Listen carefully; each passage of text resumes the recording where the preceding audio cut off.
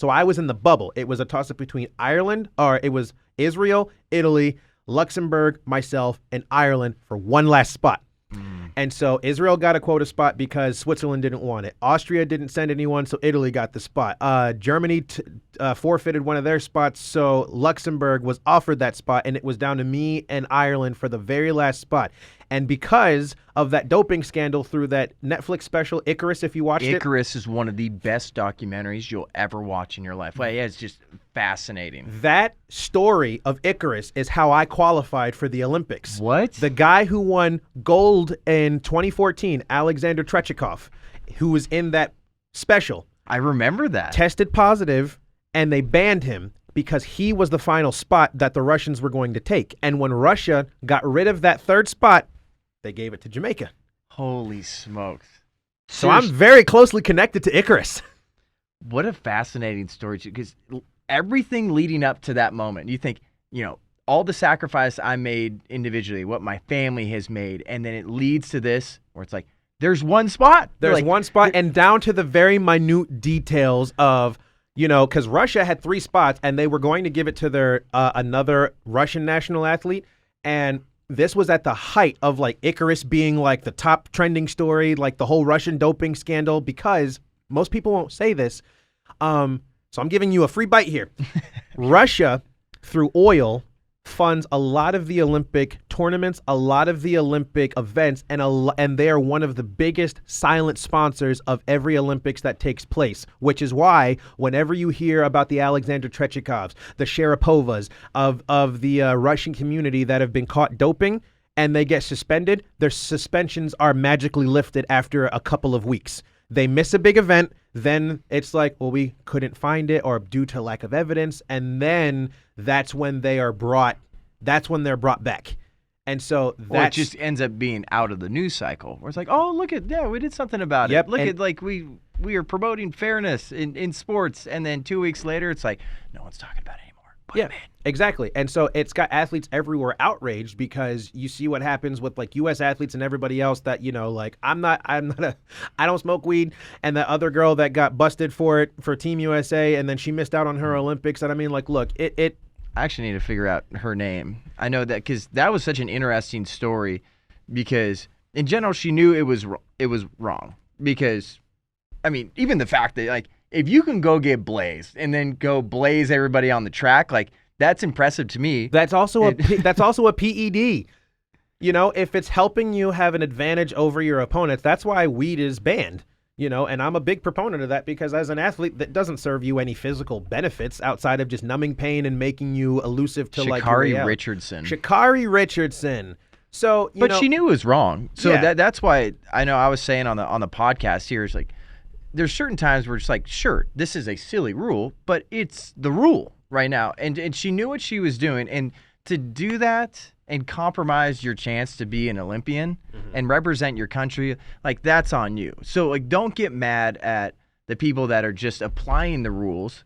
If the rule was so bad already, you should have fixed it earlier. But hopefully, like, that was just an awakening moment to say, like, all right, this should end. Do you know how strict the doping list is? I have to get you that somewhere so that you can actually see it. On your laptop screen, it is like minuscule font, and you'll be scrolling for about a good 2 minutes. It is so strict during season when competition is on. I can't take ibuprofen. I can't take Tylenol. I can't take Advil because certain chemicals in that, if I were to get drug tested that day, have traces of chemicals that are in other PEDs that could flag me. So, like things for headache and, like just normal aches and pains that we take whenever we just need to get through like a moment, like could lead to a 4-year suspension and a $250,000 fine for athletes like myself. That's how tough they are. That'll be a lot of late night shifts for your sister. Yes, exactly. So when it all came down to that, I got my sled, had my races, got qualified, did everything like that. And so the first thing that the Jamaicans said was, Luxembourg passed on the Olympics quota. They offered it to Jamaica. We've accepted it. Congratulations, Anthony. You're going to the 2018 Winter Olympics. It was a sigh of relief, and my family and I celebrated for about an hour until I got the text message later that said, oh, and by the way, we're sending you without a coach. And I was like, all year Why is that the case? They took my coach away just to punish me. They took my coach away.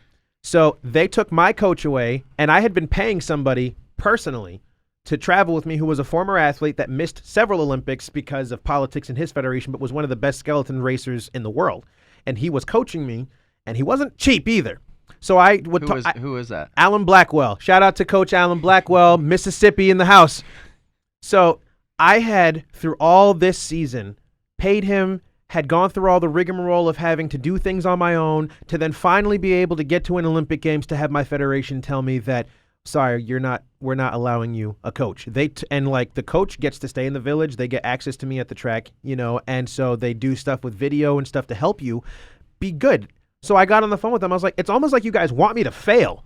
I was like, I qualified. I did everything that you guys wanted. Now, obviously, we had some hiccups during the season and some miscues and some arguments here and there, but I said, I kept my head down. I didn't say nothing. And then here, I was like, now what am I supposed to do? And they said, well, we're sorry. We tried to set you up with another coach. So they tried to partner me with my other friend who also was making history as the first skeleton racer from Ghana.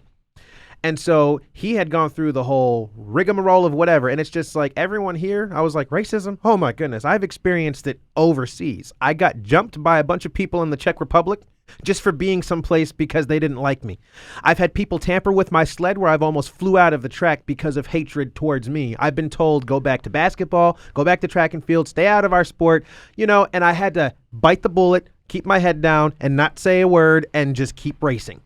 And so I went through. And where was that racism coming from? Like, there's specific people group. I know you said just one there. Like, the Czechs were one. The Swiss were very nice. The Austrians were really, really, really rude. Mm-hmm. I was like, the Germans were very polite. The Russians were very, very polite because they get a lot of flack themselves. So when they hear the Irish were awful, the Italians were awful, the Israelis were awful, and I'm just like, man, I was like, you guys should know out of everybody when you guys came here how rough it was for you in America to be a part of situations. I was like, we're just here to compete. But it was just people wanting other people to be excluded so that they had a better shot at things.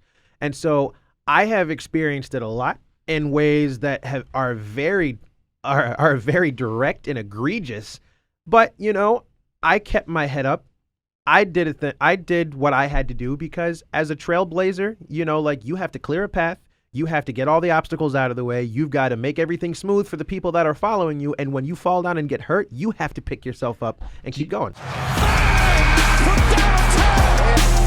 You gotta love what you just saw, right? You like your sports without the nonsense, sports without the woke. You can get plenty of that if you head over to our YouTube channel, go to the Breakaway channel, press subscribe, press like on every single one of those videos, smash it, hit it out of the park, let's go. It's awesome conversations, great content. And also, if you're on Instagram, you can follow us at TPUSA Breakaway. Appreciate y'all. Peace.